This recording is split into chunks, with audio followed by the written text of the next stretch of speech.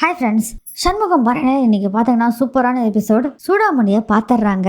பாக்கியம் பயங்கர அதிர்ச்சி. இதெல்லாத்த விட உண்மையை சொல்லிட்டாங்க பாக்கியத்துக்கிட்ட சூடாமணி. இதை பற்றி நம்ம டீட்டெயிலாக இந்த வீடியோவில் பார்க்கலாம் ஃப்ரெண்ட்ஸ். வீடியோக்குள்ள போகிறதுக்கு முன்னாடி மறக்காமல் நம்ம சேனலை சப்ஸ்கிரைப் பண்ணிங்க, பெல் பட்டனை கிளிக் பண்ணி மறக்காமல் லைக் தட்டி விட்டுருங்க. ஓகே ஃப்ரெண்ட்ஸ், நம்ம இப்போ வீடியோக்குள்ளே போகலாம். கேர்ள்ஸுக்கிட்ட 3 பேர்த்துக்கிட்டே சொல்லிட்டு இருக்காங்க, உங்கள் அம்மா எல்லாமே உங்கள் குழந்தைகளுக்காகவும் மட்டும்தான் எல்லாமே செஞ்சாங்க, அவங்க கெட்டவங்கெல்லாம் அப்படி இப்படின்னு எல்லா விஷயத்தையும் சொல்லிட்டு இருக்காங்க. இது எல்லாத்தையுமே கேட்டுட்டு இருக்காரு சண்முகம், பரணி எல்லாருமே. வைகுந்தமும் அதை கேட்டுட்டு இருக்காரு, ரொம்ப ஃபீல் பண்ணிட்டு இருக்காங்க. அதுக்கப்புறம் அந்த 3 கேர்ள்ஸும் என்ன பண்றாங்கன்னா அப்படியே போய் சூடாமணி கட்டி பிடிச்சிக்கிறாங்க.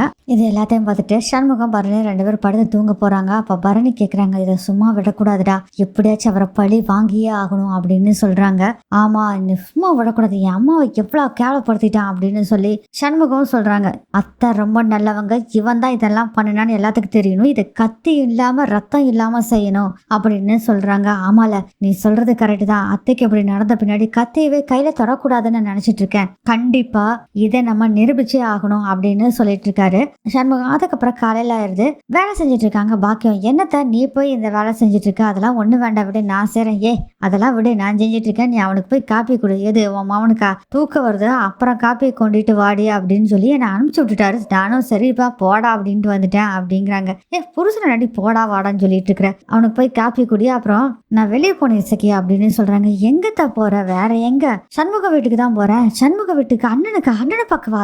இல்ல அப்படின்னு தெரிஞ்சு போச்சு, அம்மாவோட ஃப்ரெண்டை பாக்குறதுக்கு தானே அத்தை, நானும் வர்றாதா அப்படின்னு சொல்றாங்க. இல்லடா தங்கம், அங்க வேண்டாம், இங்க வேலை நிறைய இருக்கு, உன் புருஷனுக்கு அவனை பரப்பிட்ட வச்சு அனுப்பிச்சு விடு, டீயை கொடு. அதே மாதிரி உங்க மாமாக்கு 8 மணி ஆச்சுன்னா இட்லி வயிற்றுக்குள்ள போகணும், இல்லாட்டி தையா தக்கான்னு குதிப்பாரு, நீ அதை பாரு அப்படின்னு சொல்றாங்க. ஒரே சோகமா சரின்னு சொல்லிட்டு, அத்தை நீ மறக்காம அவங்க கிட்ட கேளு, அம்மாவோட ஃப்ரெண்டு கிட்ட, அம்மா எங்க இருக்கான்னு கேட்டு தெரிஞ்சுக்கோ அத்தை அப்படிங்கிறாங்க. நானும் கேட்டு பாக்குறேன்டி அப்படின்னு சொல்றாங்க.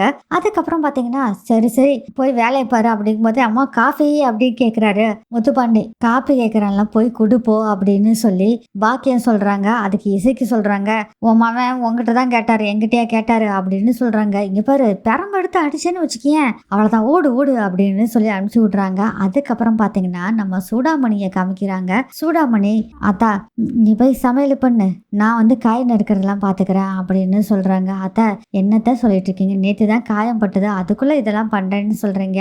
அட காயன்னு என் கையென பொசுங்கியா போச்சு, கையை பாரு நல்லா இருக்கு, நேத்து போட்ட கழும்பும் மருந்தும் இருக்குதுல்ல, நீ போட்டது எல்லாமே நல்லா இருக்கு அப்படிங்கிற விஷயத்த சொல்றாங்க. நான் காய் கட் பண்ணி தரேன்னு சொல்லி காய் கட் பண்ணிட்டு இருக்காங்க, சமையல் பண்ணிட்டு இருக்காங்க பரணி. அப்போ பரணி எவ்வளவு பரணி அப்படின்னு சொல்லிக்கிட்டு வர்றாங்க. பாக்கியம் அங்க சூடாமணி உட்காந்துருக்கிறத பார்த்தோன்னேவே பயங்கர ஷாக் ஆயிடுறாங்க. மதனி அப்படின்னு சொல்லி ஓடி போய் கட்டி பிடிச்சிக்கிறாங்க அவங்க அண்ணிய. அதுக்கப்புறம் பாத்தீங்கன்னா சண்முகம், வைகுந்தம், பரணி எல்லாரும் வந்துடுறாங்க. என்னாச்சு சொல்லு மதனி, உனக்கு என்னாச்சு அப்படின்னு சொல்றாங்க. அப்பதான் சண்முகம் சொல்றாங்க, இத்தனை நாள் வந்து அவங்க எங்கேயும் போகல, ஜெயில தான் இருந்தாங்க அப்படின்னு சொல்றாங்க. ஜெயிலையா? என்ன சொல்ற, ஏன் ஜெயிலுக்கு போன அப்படின்னு கேக்குறாங்க. யார் இதை பண்ணதுன்னு வேற கேக்குறாங்க. அதுக்கு பரணி சொல்றாங்க, இது எல்லாத்துக்கும் காரணம் உன் புருஷன் தான் அப்படின்னு சொல்றாங்க. ஏன் புருஷனா? என்ன சொல்றீங்க, என்னாச்சு மதனி சொல்லு அப்படின்னு கேக்குறாங்க.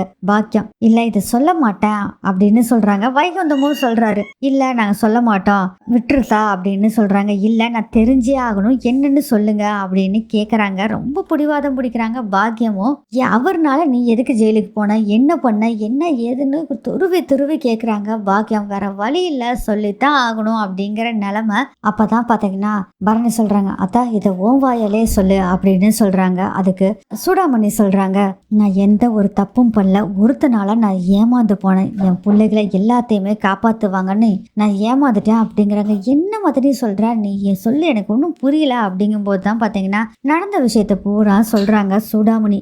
இது எல்லாத்தையும் கேட்டோன்னே பயங்கர அதிர்ச்சி ஆயிடுறாங்க.